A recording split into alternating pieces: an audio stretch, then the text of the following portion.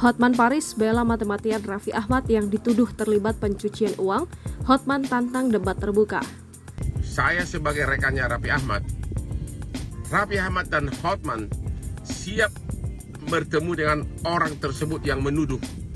Bawa pengacaranya 100 berhadapan dengan kita hari Senin tanggal 5 jam 8.30 di tempat syuting Trans 7 di Jalan Tendean. Ya, di tempat syuting Trans 7 di Jalan Tendean. Raffi Ahmad dan Hotman akan siap menghadapi kamu. Bawa pengacaramu 100 dan juga seluruh wartawan silakan datang hari Senin jam 8.30. Hotman Paris dan Raffi Ahmad siap bertarung. Pengacara Hotman Paris bela mati-matian presenter Raffi Ahmad yang dituding terlibat pencucian uang. Raffi Ahmad dituding terlibat pencucian uang. Hotman Paris langsung tantang sosok ini. Lantas bagaimana reaksi Hotman Paris soal skandal pencucian uang yang menyeret Raffi Ahmad? Seperti diketahui, baru-baru ini Raffi Ahmad terseret skandal miring. Raffi disebut terlibat dalam kasus pencucian uang para koruptor. Diketahui dugaan kasus ini muncul usai Hanifah Sutrisna, selaku Ketua Umum DPP National Corruption Watch, bicara soal tudingan keterlibatan sang artis di akun TikTok @nationalcorruption. Hanifah menyebut uang kejahatan seperti uang dari terduga koruptor mengalir ke rekening Raffi Ahmad. Raffi Ahmad juga dituduh punya ratusan rekening yang dianggap sebagai kantong semar untuk mengelola diduga uang haram dari para terduga koruptor.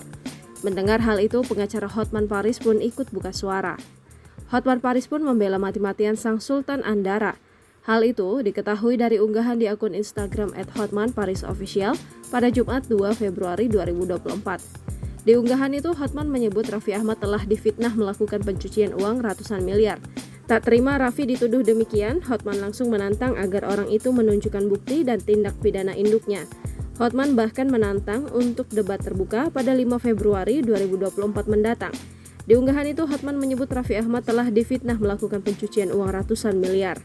Raffi Ahmad difitnah disebarkan bahwa ia melakukan pencucian uang ratusan miliar, kata Hotman.